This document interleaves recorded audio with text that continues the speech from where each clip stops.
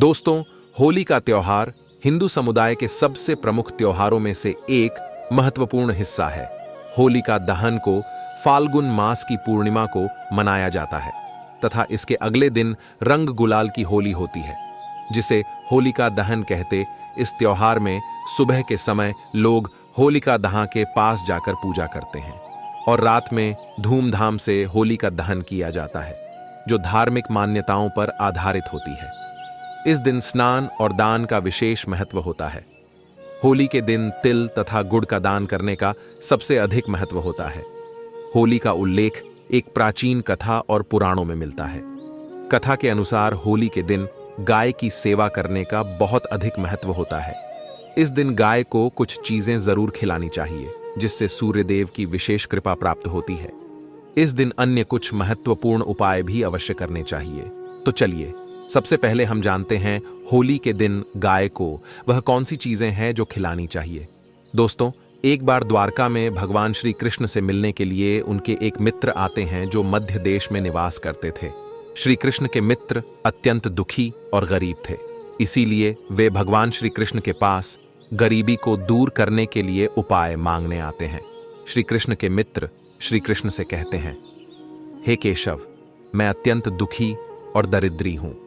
मैं कितना परिश्रम करता हूं, पर फिर भी मुझे अपने परिवार को पालने के लिए पर्याप्त धन की प्राप्ति नहीं हो पाती है। हे द्वारकाधीश, मैं आपके पास किसी भी प्रकार की धन संपत्ति मांगने नहीं आया हूं, किंतु ही भगवान, आप मुझे ऐसा कोई उपाय बताइए जिससे मेरी दरिद्रता दूर हो जाए और मैं अपने परिवार का पालन सुखी पूर्वक कर सकूं। मैं किसी लोभ के कारण आपके पास नहीं आया हूं और ना ही मुझे धन धान्य की कोई आशा है। मैं तो बस इतना चाहता हूं, मुझे बस अपना परिवार पालना है। मुझ अभागे पर दया करें। कृपया मुझे मेरी गरीबी दूर करने के लिए कोई उपाय बताइए। मैं जीवन भर आपका आर्णी रहूंगा। श्री कृष्ण ने अपने मित्र द्वारा इस प्रकार से प्रार्थना करने पर भगवान भावुक होकर निर्मल हृदय से कहते हैं, हे सखा, मैं सब कुछ जानता हूं। तुम्हारे दुख के बारे में भी और तुम्हारी दरिद्रता का कारण भी मैं जानता हूं, और मैं यह भी जानता हूं कि तुम मेरे पास धन मांगने नहीं आए हो, और अगर मैं तुम्हें धन दे भी दूं तो तुम उसे स्वीकार नहीं करोगे। इसीलिए मैं तुम्हारे स्वाभिमान का मान रखते हुए तुम्हें धन तो नहीं दूंगा, किंतु मैं तुम्हें एक उपाय अवश्य बताऊंगा जिससे तुम अपनी गरीबी दूर कर सकोगे। तुम्हारी दरिद्रता का नाश हो जाएगा और तुम्हें अपार धन संपत्ति की प्राप्ति होगी। भगवान श्री कृष्ण बोले, हे मित्र, इस अत्यंत महत्वपूर्ण धन प्राप्ति के उपाय को बताने से पूर्व मैं तुम्हें एक महान कथा सुनाता हूं, जिससे सुनने मात्र से ही तुम्हारी सभी मनोकामनाएं पूर्ण हो जाएंगी, सभी मनोरथ सिद्ध हो जाएंगे, और जो उपाय मैं तुम्हें बताने जा रहा हूं, उस उपाय को करके तुम्हारी दरिद्रता भी दूर हो जाएगी। इसीलिए इस कथा को तुम ध्यान से सुनो। इस कथा में मैं तुम्हें संपूर्ण मनोकामनाओं को पूर्ण करने वाली कामधेनु माता गाय की कृपा प्राप्त करने का उपाय बताऊंगा। तुम्हें नित्य केवल एक चीज गौ माता को खिलानी है। ऐसा करने से तुम्हारी दरिद्रता समाप्त हो जाएगी। वह मित्र कहता है, हे भगवान, कृपया आप मुझे यह बताइए कि मुझे ये कैसे करना है और वह कौन सी कथा। तब श्री कृष्ण कहते हैं, हे सखा, प्राचीन काल की बात है। पूर्व देश में एक अत्यंत धनवान सेठ रहा करता था। उसका नाम संतोष था। उसके पास धन की कोई कमी नहीं थी। उस संतोष की पत्नी, जिसका नाम विमला था, वह अत्यंत सुंदर और पतिव्रता नारी थी। संतोष के 5 पुत्र थे और वे सभी अपने पिता के साथ ही उनके कारोबार में मदद करते थे।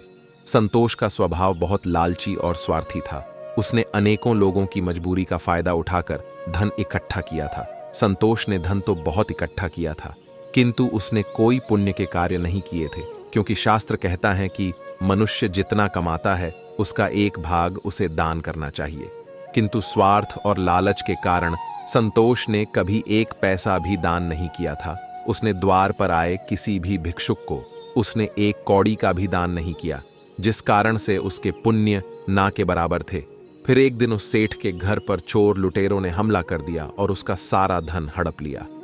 एकदम से लक्ष्मी को खो देने के कारण संतोष बहुत निराश हुआ और सदैव चिंता में रहने लगा। चिंता करने के कारण उसके शरीर में कई प्रकार के रोग निर्मित होने लगे। इसके बाद वह बीमार होकर घर पर ही पड़ा रहा। धन के अभाव में उसका परिवार गरीबी में जीवन बिताने लगा। अब उस संतोष के बेटे भी खेत में काम करने लगे थे, लेकिन मेहनत करके भी वे थोड़ा सा ही धन कमा पा रहे थे और अपने परिवार का पेट पाल रहे थे। जब कुछ दिन बीत गए तो संतोष की तबीयत दिन दिन और भी खराब होती जा रही थी और उसे मृत्यु का भय सताने लगा। उसकी पत्नी उसकी बहुत सेवा किया करती थी, किंतु कोई भी उपाय करके संतोष की तबीयत ठीक नहीं हो रही थी। फिर एक दिन संतोष के द्वार पर यमराज साधु का भेष धारण करके पधारे और उन्होंने सेठ की पत्नी से कुछ अन्न दान करने को कहा। संतोष की पत्नी का स्वभाव दयालु था, इसीलिए उसने उस साधु महात्मा को घर के अंदर बुलाया और अपने रसोई में जो कुछ भी पड़ा था वह उस साधु को भोजन में खिला दिया।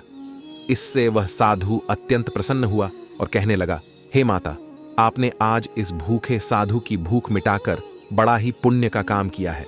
हे माता, मेरे मन में तुम्हें कोई वरदान देने की इच्छा हो रही है, इसीलिए आज तुम जो भी मांगो उसे मैं निश्चित ही पूर्ण करूंगा।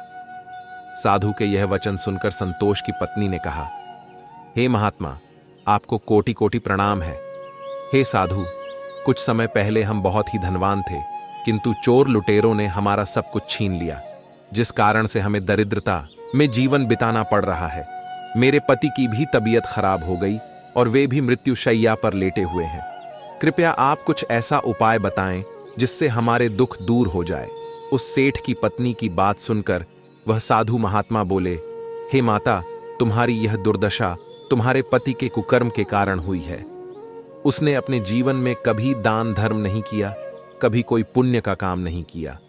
उसने दूसरों को दुख देकर ही इतना सारा धन प्राप्त किया है, इसीलिए दुर्भाग्य उसका पीछा नहीं छोड़ रहा है। किंतु यदि तुम इस दुर्भाग्य से पीछा छुड़ाना चाहती हो तो मैं तुम्हें एक उपाय अवश्य बताऊंगा। तब वह साधु कहते हैं, तुम एक काम करो, सभी मनोकामनाओं को पूर्ण करने वाली कामधेनु माता की शरण में जाओ, वे निश्चित ही तुम्हारे दुख दूर करेंगी। तुम एक गाय अपने घर पर लाकर उसकी सेवा करो और नित्य उसे एक चीज खिलाओ जो मैं तुम्हें बताऊंगा, जिससे तुम्हारी दरिद्रता दूर दर हो जाएगी। इस प्रकार से वह साधु संतोष की पत्नी को उपाय बताते हैं और अंतर्ध्यान हो जाते हैं। फिर इस चमत्कार को देखकर संतोष की पत्नी आश्चर्य में पड़ जाती है और उस साधु द्वारा बताए गए उपाय को करने का निश्चय करती है। उसके पास उतना धन तो नहीं होता है कि वह गाय को खरीदे, इसीलिए वह गांव के पास स्थित गौशाला में जाकर वह उपाय करती है। वह रोज सुबह चुपके से घर से निकलकर गौशाला जाने लगी और साधु द्वारा बताई हुई वह चीज उस गाय को खिलाने लगी। फिर एक दिन अचानक उसे यह समाचार मिला कि राजा के सिपाहियों ने उन चोर लुटेरों को पकड़ लिए हैं जिन्होंने उस सेठ संतोष का धन चोरी किया था। इस प्रकार से गौ माता के आशीर्वाद से उस सेठ को उसका सारा धन प्राप्त हुआ। फिर वह संतोष भी अपनी पत्नी के साथ रोज गौशाला में जाने लगा और गाय की सेवा करने लगा। रोज गाय के पीठ पर जो कुबड़ होता है उसे स्पर्श करने लगा, जिससे उसके सभी रोग भी धीरे धीरे नष्ट हो गए और वह फिर से स्वस्थ हो गया। इस प्रकार से गाय की सेवा करने मात्र से ही उस सेठ को सारी संपत्ति वापस मिल गई। उसके बाद वह सेठ रोज दान धर्म करता रहता था। उसने अपने घर के पास एक गौशाला भी बनाई और रोज गायों की सेवा करने लगा। अब श्री कृष्ण कहते हैं, हे मित्र, अब मैं तुम्हें बताता हूं गाय की सेवा कैसे करनी चाहिए और गाय को कौन सी चीज खिलाने से धन की प्राप्ति होती है। हे मित्र, शास्त्रों में गाय को माता कहा गया है और समस्त देवी देवता गाय माता का पूजन करते हैं। गायों के 6 अंग गोबर, मूत्र, दूध, दही और घी, यह अत्यंत पवित्र और शुद्धि के साधन भी हैं।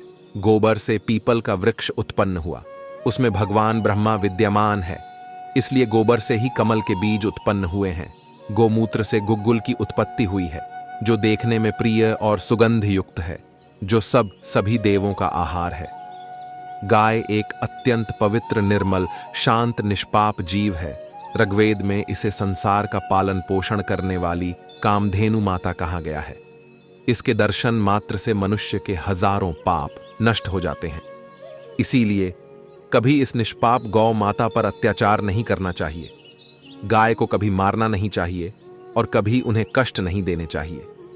गाय को मारना शास्त्रों में सबसे बड़ा पाप माना गया है। जो मनुष्य गाय की निस्वार्थ भाव से सेवा करेगा वह सुख समृद्धि प्राप्त करेगा। जो स्त्री रसोई में बनी पहली रोटी गौ माता को खिलाएगी वह सदा सुहागिन और सौभाग्यशाली रहेगी। जो लोग अपने घर में गाय से प्राप्त पंचगव्य को घर में रखेगा उसके घर में कभी दुख दरिद्रता नहीं आएगी। जो व्यक्ति प्रतिदिन किसी न किसी तरह से गौ माता की सेवा करता है वह सबसे अधिक पुण्यवान बन जाता है। शास्त्रों में गौ माता को मां लक्ष्मी का रूप माना गया है, इसीलिए उनकी पूजा करने से दरिद्रता दूर होती है। प्राचीन काल से ही गौ माता की सेवा और संरक्षण करने की परंपरा चली आ रही है। कई आर्ष मुनि अपनी कुटिया में गायों का पालन करते थे तथा राजा महाराज गायों का दान करते थे। गायों के दान को सबसे बड़ा दान कहा गया है। गाय का दान करने से सभी जन्मों के पाप नष्ट हो जाते हैं और मनुष्य को मोक्ष की प्राप्ति होती है। गौ माता के दर्शन करना बहुत शुभ होता है। शास्त्र कहते हैं रोज सुबह गाय के दर्शन होने से पुण्य की प्राप्ति होती है और सुबह गोबर के दर्शन होने से लक्ष्मी की प्राप्ति होती है। अगर किसी महत्वपूर्ण कार्य के लिए जा रहे हैं और अचानक गौ माता आपके रास्ते में आ जाती है तो वह कार्य निश्चित ही सफल हो जाता है। किसी भी यात्रा पर निकलते समय अगर गौ माता के दर्शन हो जाए तो वह यात्रा सुखपूर्वक पूर्ण हो जाती है, इसमें संशय नहीं है। कुंडली में यदि पितृदोष होता है तो अन्य उपायों के साथ साथ गौ माता को प्रतिदिन रोटी और घास खिलाने से लाभ होता है और पितृदोष से मुक्ति मिलती है। इसी तरह कुंडली में यदि शनि की 7.5 या महादशा है तो हर शनिवार और अमावस्या को लाल रंग की गाय को घास या रोटी खिलाएं और उसकी पूजा करें, इससे शनि दोष कम होता है। गौमूत्र यानी कि गाय का मूत्र बहुत ही उपयोगी, पवित्र और स्वास्थ्य की दृष्टि से अत्यंत हितकारी होता है। आध्यात्मिक दृष्टि से तो गौमूत्र का महत्व है ही, साथ ही वैज्ञानिक और स्वास्थ्य की दृष्टि से भी गौमूत्र के बहुत से लाभ बताए गए हैं। गौमूत्र में बहुत से खनिज पदार्थ और स्वास्थ्यवर्धक तत्व होते हैं जो हमारे शरीर की शुद्धि करते हैं और बहुत से रोगों से भी बचाते हैं। साथ ही गौमूत्र छिड़कने से वातावरण में शुद्धता और पवित्रता व्याप्त हो जाती है। इसीलिए हमारे शास्त्रों में शरीर को निरोगी रखने के लिए प्रतिदिन गौमूत्र का सेवन करने तथा घर में गौमूत्र छिड़कने के लिए कहा गया है। कुंडली में शुक्र ग्रह की स्थिति को मजबूत करने के लिए ज्योतिष शास्त्र के अनुसार सुबह के भोजन में सबसे पहली रोटी निकालकर एक सफेद गाय को खिलाना शुभ माना जाता है। अगर कुंडली में बुध ग्रह कमजोर है या किसी कारण इसके दुष्प्रभाव झेलने पड़ रहे हैं तो हर बुधवार के दिन गाय को हरा चारा खिलाना शुरू कर दें। इससे बुध से जुड़े दुष्प्रभाव दूर होंगे और आपको तमाम समस्याओं का हल मिल जाएगा। अगर कुंडली में मंगल दोष है जिसके कारण आपके जीवन में कई तरह की परेशानियां हैं तो लाल रंग की गाय की सेवा करें। मंगलवार के दिन गाय का पूजन करें और उसे गुड़ और चने आदि खिलाएं। बृहस्पति ग्रह को जीवन के सभी मांगलिक कार्यों का कारक माना जाता है। ऐसे में अगर किसी व्यक्ति के जीवन में विवाह आदि मांगलिक कार्यों में विघ्न निर्माण हो रहे हैं तो उन लोगों की कुंडली में बृहस्पति ग्रह की स्थिति को मजबूत करने के लिए रोटी पर गुड़ और चने रखकर गाय को खिला देना चाहिए। इससे शुभ परिणाम प्राप्त होते हैं। अगर घर में अशांति है, लड़ाई झगड़े होते रहते हैं तो घर में सुख शांति बनाए रखने के लिए घर के अंदर गाय के गोबर से बने उपले को जलाना चाहिए और उसका धुआं संपूर्ण घर में फैलाना चाहिए।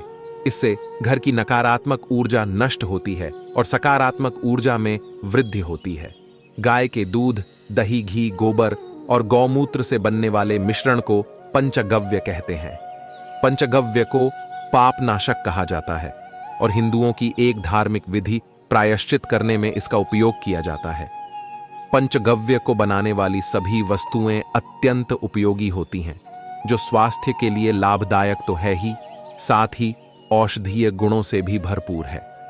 अगर द्वार पर गौ माता आती है तो उसे बिना रोटी खिलाए जाने मत देना, नहीं तो दुर्भाग्य का सामना करना पड़ेगा, क्योंकि जिसके द्वार से गाय बिना कुछ प्राप्त किए लौट जाती है उसके घर से लक्ष्मी भी चली जाती है।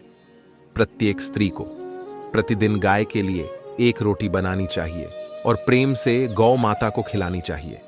इससे गौ माता का आशीर्वाद प्राप्त होता है और मन की इच्छाएं पूर्ण होती हैं। कुछ लोग गौ माता को बासी भोजन अथवा जूठन खिला देते हैं। इसे शास्त्रों में पाप माना गया है। आप यह सब किसी अन्य पशु को खिला सकते हैं, लेकिन गाय को कभी जूठन नहीं खिलाना चाहिए। भूख लगने के कारण गौ माता उस अन्न को ग्रहण तो कर लेती है, लेकिन इसका पाप उस व्यक्ति को लगता है जो गौ माता को ऐसा बासी भोजन खिलाता है। गाय एक शाकाहारी और पवित्र पशु है, इसीलिए गाय के भोजन में कभी मांस, अंडे आदि चीजें नहीं डालनी चाहिए। ऐसा करने से महापाप लगता है। यदि कुंडली में चंद्र दोष है और जिसके कारण लगातार परेशानी उठानी पड़ रही है, तो रोटी पर सफेद मक्खन, नमक और घी लगाकर गौ माता को खिला दे। यदि शनि दोष है तो आटे में थोड़े काले तिल मिलाकर रोटी बनाकर गौ माता को खिला दे। इससे शनि दोष समाप्त होता है। मंगल दोष को दूर करने के लिए रोटी पर हल्दी लगाकर गाय को खिलाना चाहिए। अगर घर में धन की समस्या है तो गुरुवार के दिन गाय को केले का फल खिलाना चाहिए। इससे दरिद्रता दूर होती है। गौ माता के पीठ पर एक उभरा हुआ कूबड़ होता है। उस कूबड़ में सूर्य केतु नाड़ी होती है। जब भी द्वार पर गौ माता पधारे तो इस कूबड़ को एक बार जरूर स्पर्श करें। इससे जीवन से सभी रोगों का अंत होगा और धन संपत्ति की प्राप्ति होगी। शास्त्रों में कहा गया है, जो मनुष्य तन मन धन से गौ माता की सेवा करता है, वह मृत्यु के बाद वैतरणी नदी को गौ माता की पूंछ पकड़कर पार कर लेता है। उस व्यक्ति की अकाल मृत्यु नहीं होती है और उसे मोक्ष की प्राप्ति होती है। जिस व्यक्ति के भाग्य की रेखा सोई हुई है, अगर वह व्यक्ति अपनी हथेली पर गुड़ रखकर गौ माता की जीभ से चटाता है तो उसकी सोई हुई भाग्य रेखा खुल जाती है और उसका दुर्भाग्य सौभाग्य में परिवर्तित हो जाता है। तो दोस्तों, इस प्रकार से भगवान श्री कृष्ण ने गाय का महत्व बताया है। आप भी नए साल की शुरुआत में गौ माता को यह चीजें जरूर खिलाएं। आपकी सभी मनोकामनाएं अवश्य पूर्ण होगी। इसके बाद भगवान श्री कृष्ण अपने उसे शाखा से कहते हैं, है मित्र, अब मैं आपको जो भी बातें गाय के बारे में बताई हैं, उन सभी बातों का अगर आप ध्यान पूर्वक निर्वहन करते हो तो तुम्हें अवश्य ही एक निश्चित फल की प्राप्ति होगी और आप इस लौकिक जगत में अपने परिवार और अपने जीवन में कुछ अच्छा कर पाओगे। तब उसे मित्र को सारी बातें समझ में आ जाती हैं और वह श्री कृष्ण से कहता है, हे परमात्मा, मुझे आपके द्वारा बताई गई सारी बातें समझ में आ गई हैं। आपने आज गाय के बारे में मुझे जो श्रवण कराया है उसे मैं कदापि नहीं भूल पाऊंगा। आज से मैं नित्य गाय की सेवा करूंगा और उसे रोज एक रोटी के साथ घास खिलाऊंगा। इतना कहकर श्री कृष्ण का वह मित्र वहां से चला आता है। मित्रों, अब आपको पता चल गया होगा कि होली के दिन गाय को वह कौन सी चीज है जिन्हें मिला देने मात्र से मनुष्य के जीवन में धान की वर्षा होने लगती है। तो मित्रों, उम्मीद करता हूं कि आज की हमारी यह वीडियो और जानकारी पसंद आई होगी। वीडियो को लाइक जरूर करें, कमेंट में जय श्री कृष्ण अवश्य लिखें, साथ ही चैनल को सब्सक्राइब करें ताकि ऐसी ही आध्यात्मिक जानकारी आपको प्राप्त हो। आप सभी का धन्यवाद।